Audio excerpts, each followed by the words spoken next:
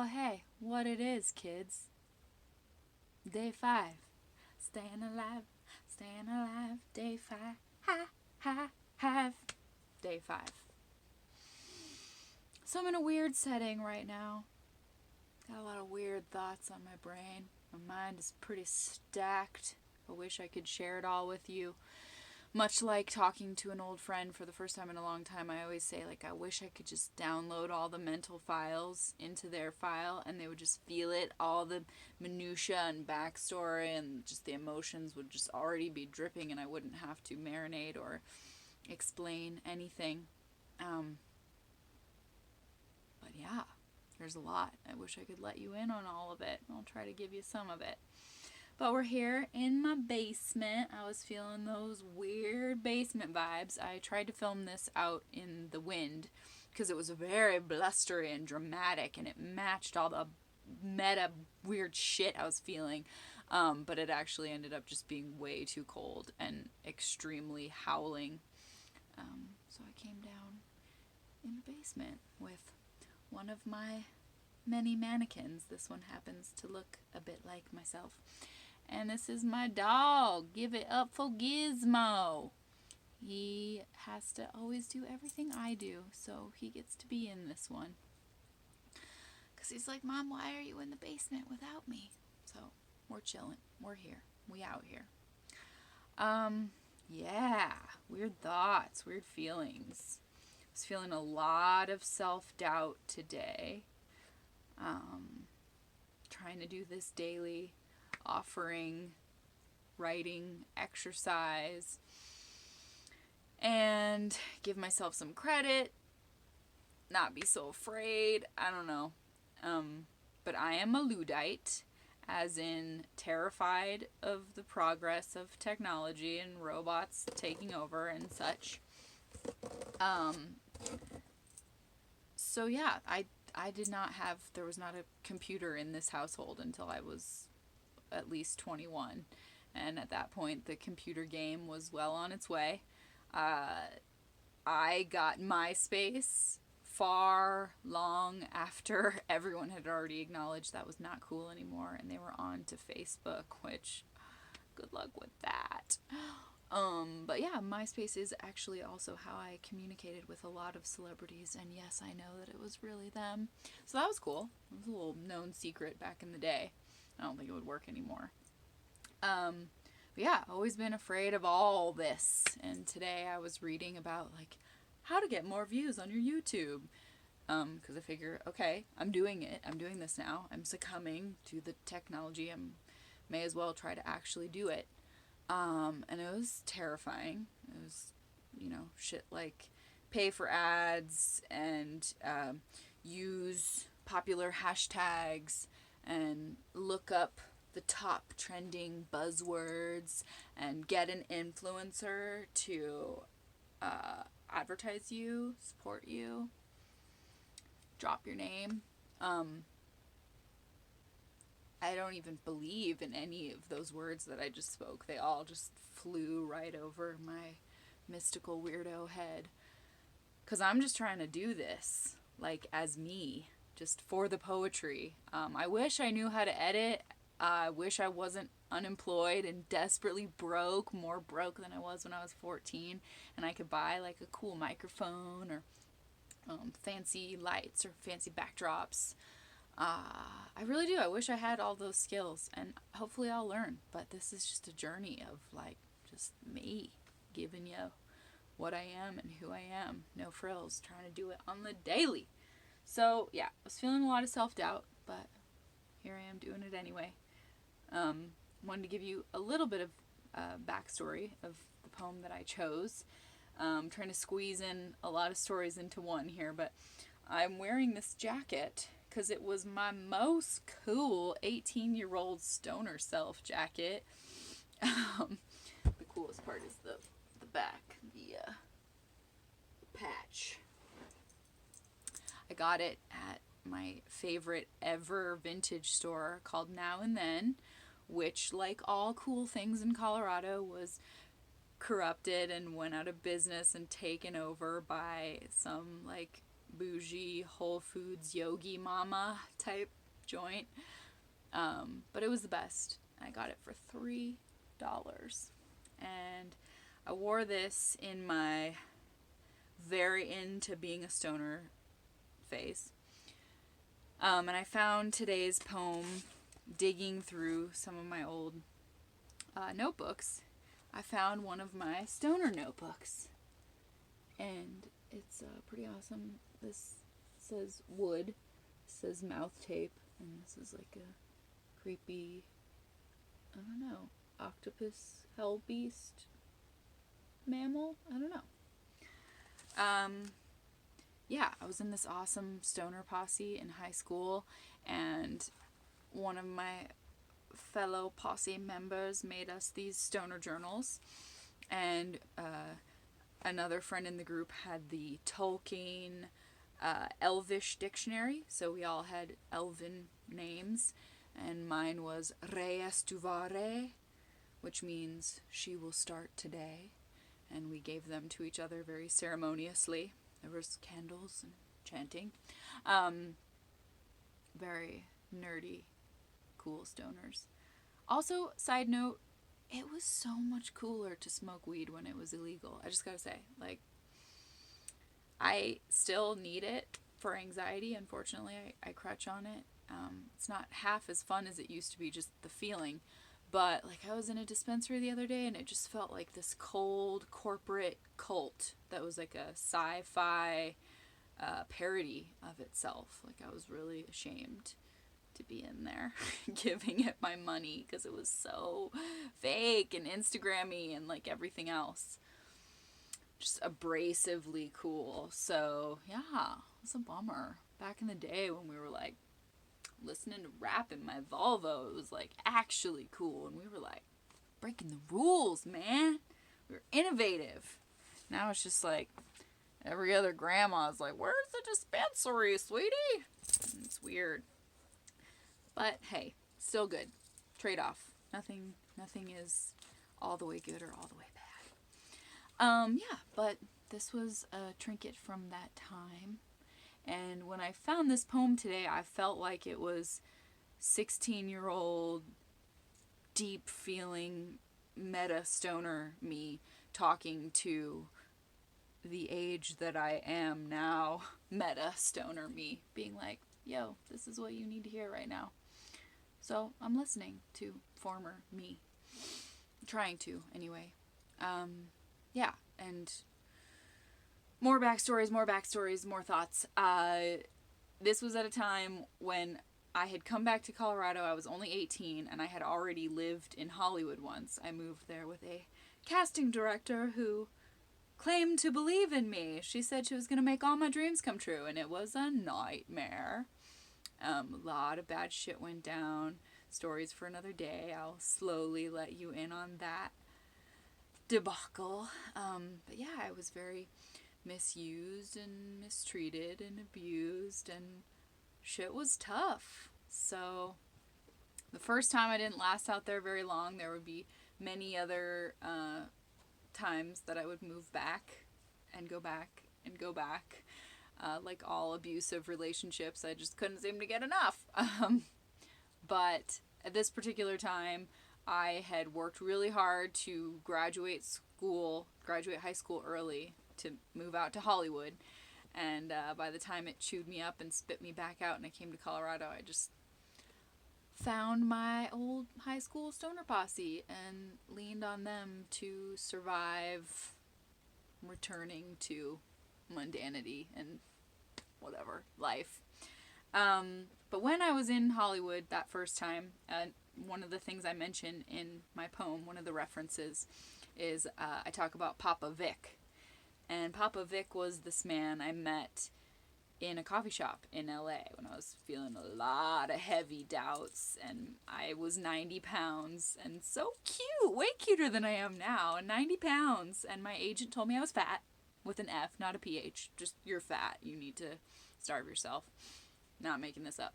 So I was feeling pretty bad, pretty low down, running out of money already, and Papa Vic saw me in line for coffee, and he was like OG wise Yoda hippie man with like long white braids and the whole bit. And he came right up to me and was like, "You are a curious child on an endless seashore." I was like, "Yeah, I am." And he said, "You deserve always to be among the wildflowers." I was like, "Yes, thank you." And he said, "Are you doubting the power of all things?" And I nodded. He said, "Are you doubting the power within yourself?" And I super nodded.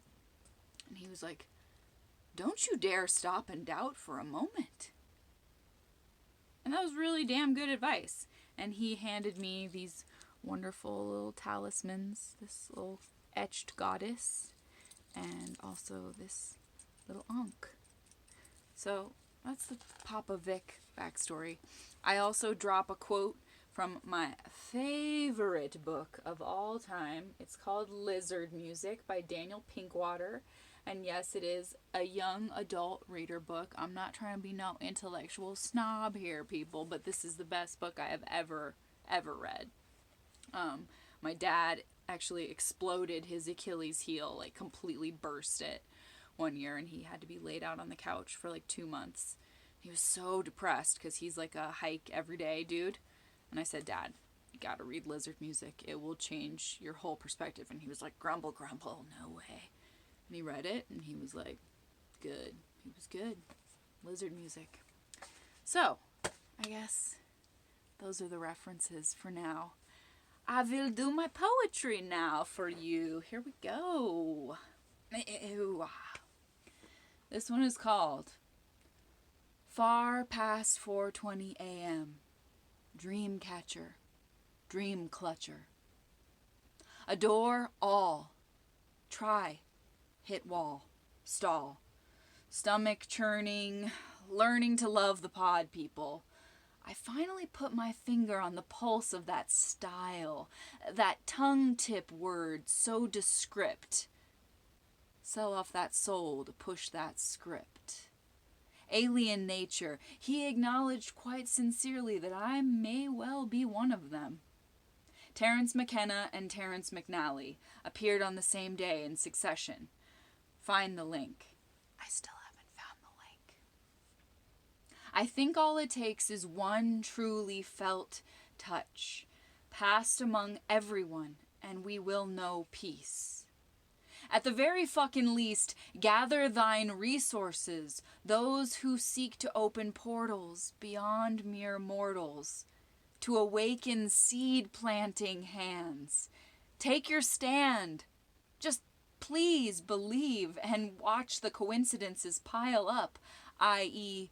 coinky dances. Okay. Reality checkpoint. Stoned over the limit. Brain rubber bands that demand more pulling. Mustn't forget to switch the channels. More intricate memories than one head can handle. Don't forget Papa Vic. Don't forget those who saw you. Actually saw you. He wants you to be forever in the wildflowers, to be a powerful fairy seeker, reverberating like a buzzing speaker. Don't you dare concede. Just fetch one of them fairy steeds, ride off in search of purple sunsets. Don't bet on tidy plot resolutions. Your contribution is relevant. Don't hesitate. I implore you. The more magic you let in, then the more the ordinary fibers begin to dissolve. The point isn't to solve it. The precise orientation of communication, my holy blank paper communion. Some people only see sacrifice as a means to union. They stand huddled, wringing their wrists, so far removed from bliss.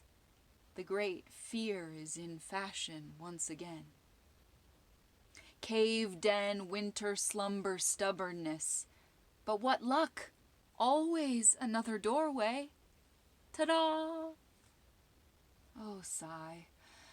Don't worry so. The bees won't all die. The honey will flow for your generations, generation, I guess at least by my hopeful calculations. Pass on this thought, reverent tree planting, lest we be panting out in the terrible heat. Why always select defeat? Why always enable the reaper? Oh, to be moon, such milk, such lovers' vows. I bow to her and fancy she sees me. What lists of wishes, what maiden tears. Suck up your audience fear, the endless stage of the world, unfurled to us to muster a performance, be it worthy or telling. Swelling deep the need for casting all shackles off to new islands. The young won't soon be silent. They cannot fight their hearts, cueing war with a perfumed handkerchief, to forage for relief lest we miss it. Did we ask Lady Luna for this fate? Well, what then is she to do with love's even more beautiful twin, hate? They never let the other get too far off alone, I'm afraid. How to atone for such dread?